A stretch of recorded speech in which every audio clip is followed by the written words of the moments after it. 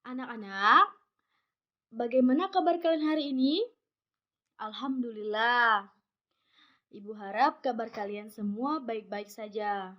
Nah, sebelum belajar, mari kita berdoa menurut agama dan kepercayaan kita masing-masing. Berdoa dimulai.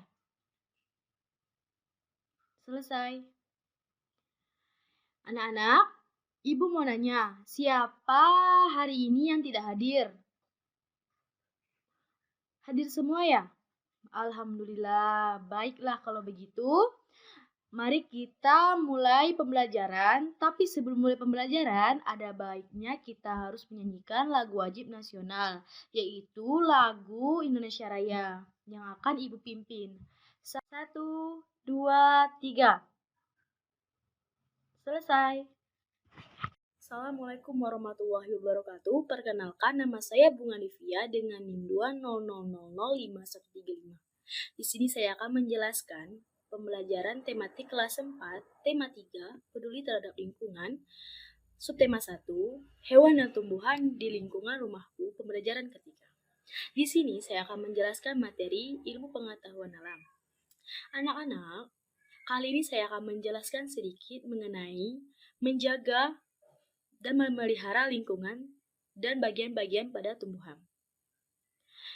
Bagaimana sih cara menjaga lingkungan di sekitar kita? Yang pertama, tidak membuang sampah sembarangan, tidak membakar sampah, menghemat energi, menggunakan produk daur ulang, menanam pohon, serta melarang perburuan liar. Kemudian, apa saja sih bagian-bagian yang ada pada tumbuhan? Yang pertama, daun, akar, batang, bunga, dan biji. Tujuan pada pembelajaran kali ini yaitu menganalisis hubungan antara bentuk dan fungsi bagian-bagian tumbuhan.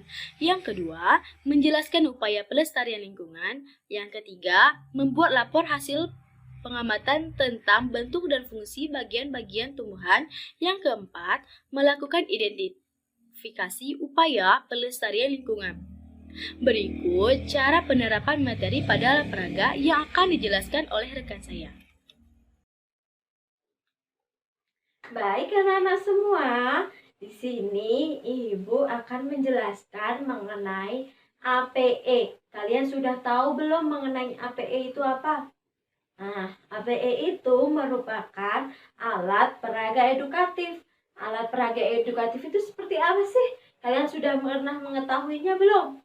Nah, alat peraga edukatif itu seperti yang Ibu contohkan ini. Seperti yang ada di sini nih, ini merupakan APE. Nah, di sini Ibu akan menjelaskan mengenai APE. Nah, APE yang akan Ibu jelaskan yaitu mengenai pagitusi. Kalian sudah tahu belum mengenai pagitusi itu apa? Belum? Oke, baik. Pagitusi adalah papan, bagian, tumbuhan, dan fungsinya.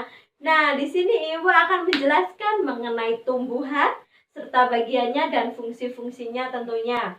Nah, di sini Ibu sudah ada gambar tumbuhan beserta bagian-bagiannya. Nah, bagian-bagiannya itu udah Ibu kasih tanda panah. Tanda panah pertama, kedua, ketiga, sampai ke-6. Nah, itu sampai ke-6 itu merupakan bagian-bagian dari tumbuhannya. Nah, sedangkan di bawah ini ada 2 kantong ajaib. Kalian sudah tahu belum kantong ajaib itu apa? Nah, kantong ajaib itu di dalamnya ada sesuatu lah. Kita lihat. Nah, ini yang kantong ajaib pertama. Ini merupakan daftar nama-nama dari bagian tumbuhannya. Sedangkan kantong ajaib yang kedua merupakan fungsi dari bagian tumbuhannya anak-anak.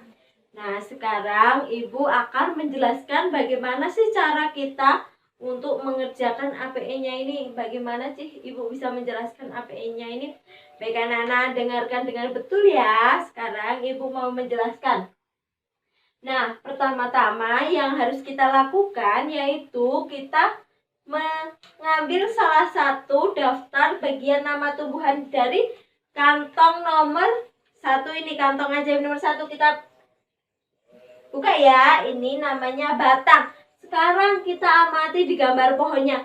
Mana sih yang batang itu? Gambar yang batang itu mana? Ditunjukkan oleh tanda panah ke nomor berapa? Kalian tahu tidak? Nomor berapa? Nomor 5. Nah, ini yang namanya batang. Sekarang kita tempelkan ya, ini batangnya. Dari nama bagian tumbuhan. Nah, ini kita tempelkan sini. Namanya batang, nomor 5 batang. Sekarang yang selanjutnya kita mencari kantong ajaib yang kedua. Kita cari fungsi. Mana sih yang merupakan fungsi dari batang itu? Kita cari ya.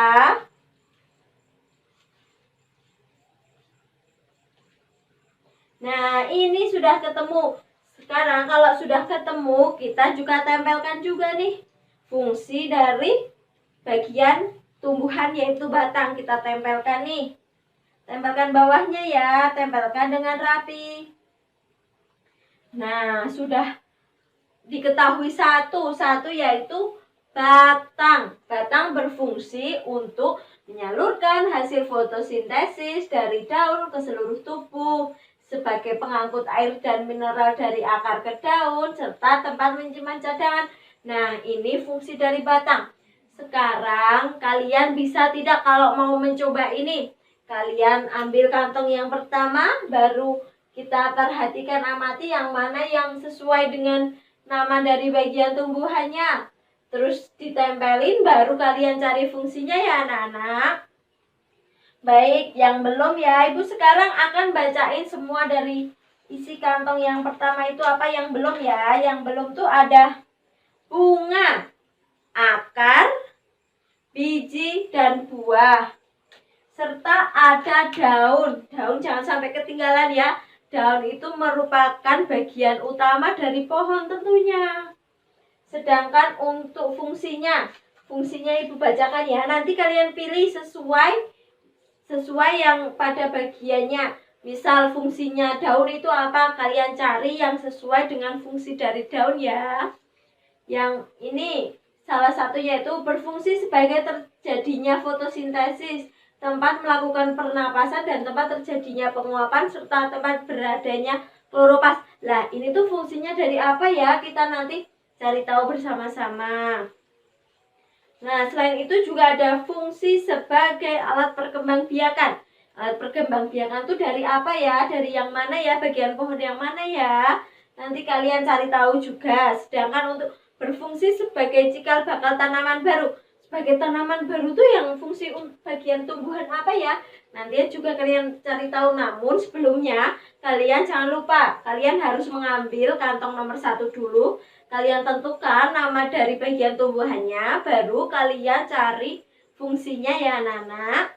Sedangkan untuk berfungsi untuk menopang tanaman, menyerap zat hara, itu tuh fungsi dari apa ya? Kalian harus tahu bagian yang apa yang berfungsi untuk menopang tanaman itu. Sedangkan yang terakhir yaitu berfungsi untuk melindungi biji. Untuk melindungi biji itu fungsi dari apa ya? Nah, cari tahu anak-anak. Baik anak-anak semua, barusan kan Ibu sudah menjelaskan bagaimana cara penggunaan dari APE-nya. APE mengenai papan bagian tumbuhan dan fungsinya itu. Serta Ibu juga sudah memberikan kalian contoh 1 berserta dengan fungsinya. Bagaimana cara pengerjaannya juga. Sekarang Ibu akan membagi kalian menjadi 5 kelompok. Setiap kelompoknya terdiri dari 3-5 orang siswa. Kemudian kalian berdiskusi bersama dengan kelompoknya mengenai bagian tumbuhan mana sih yang belum terisi dan fungsinya itu apa saja. Kalian harus mencari semua nama bagiannya beserta fungsinya. Karena kalian akan memilih kantong ajaib nomor 1 ini. Kantong ajaib nomor 1 ini kan pasti acak. Kalian bisa memilihnya, tidak tahu nanti mendapatkan daun, biji, buah, bunga, atau akar. Sehingga kalian harus mengetahui semua nama bagiannya serta fungsinya. Karena jika kalian mengetahuinya, pasti kalian juga akan bisa untuk memperoleh fungsinya dengan benar. Nanti Ibu akan panggil kalian satu perwakilan untuk menempelkan nama bagian dari tumbuhannya serta mana letaknya dan fungsinya yang benar ya anak-anak. Ibu beri waktu kalian berdiskusi selama 20 menit. Nah, anak-anak semua, barusan kan kita sudah selesai nih mengenai diskusi tentang papan bagian tumbuhan dan fungsinya melalui APE. Sekarang Ibu akan menjelaskan bagaimana sih cara kita melestarikan lingkungan alam agar tetap terjaga dan lestari. Yang pertama, yaitu kita dilarang membuang sampah sembarangan atau membuang sampah di sungai. Yang kedua, kita dilarang untuk melakukan pemburuan secara liar. Yang ketiga, kita dilarang untuk menggunakan pestisida atau bahan kimia secara berlebihan.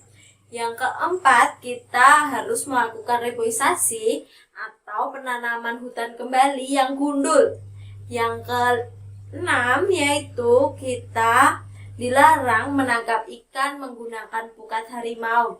Serta kita harus tetap menjaga pohon yang kita tanam dari kecil hingga dewasa dengan kita menyiramnya selalu, menyayanginya, agar tumbuhan itu tetap terjaga dan tumbuh besar pastinya. Baik anak-anak, sekian yang dapat Ibu sampaikan mengenai papan bagian tumbuhan dan fungsinya, serta cara melestarikan lingkungan alam ini. Semoga dapat bermanfaat bagi kalian semua. Assalamualaikum warahmatullahi wabarakatuh. Halo anak-anak semua, bagaimana kabar kalian? Semoga sehat selalu ya. Perkenalkan, nama saya Ganis Jayanti dengan NIM 200005123. Di sini, pada video pembelajaran kali ini, kita akan belajar pada tema 3, peduli terhadap makhluk hidup, subtema 1, hewan dan tumbuhan di lingkungan rumahku, pembelajaran ketiga. Kali ini kita akan belajar pada muatan bahasa Indonesia dan ilmu pengetahuan alam. Nah, anak-anak, pertama kita akan belajar pada muatan bahasa Indonesia dengan materi membuat daftar pertanyaan untuk persiapan wawancara. Baik anak-anak, tujuan dari pembelajaran ini yang pertama, dengan mengamati gambar, siswa mampu memberi daftar pertanyaan untuk persiapan wawancara dengan tepat.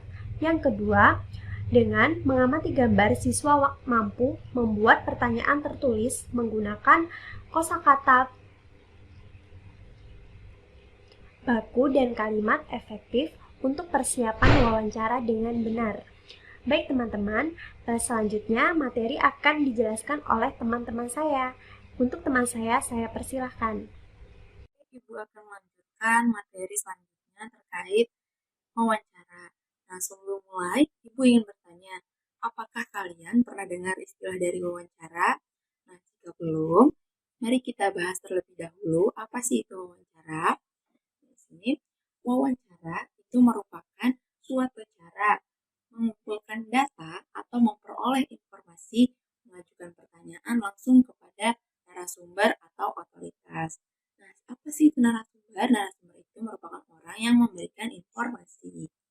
Nah, dalam melakukan wawancara, kita harus memperhatikan hal-hal berikut, yaitu yang pertama itu memperkenalkan diri kepada narasumber, lalu menyampaikan tujuan dari wawancara, kemudian memulai wawancara dengan pertanyaan yang ringan, lalu agar tidak tegang, kemudian menanyakan kegemaran, aktivitas kepada narasumber, lalu baru hubungkan dengan topik yang akan diwawancarai. Kemudian menyebutkan nama narasumber dengan lengkap, membawa alat tulis, buku, dan alat perekam selama proses wawancara berlangsung. Nah, oke. Nah, dalam membuat daftar pertanyaan wawancara, itu kita harus membuat dengan kata baku dan juga kalimat efektif. Nah, apa sih itu kata baku?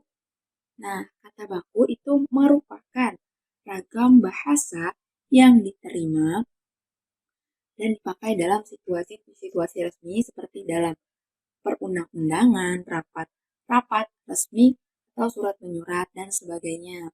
Nah, kata baku itu contohnya misalnya ada aktif dan tidak baku itu aktif.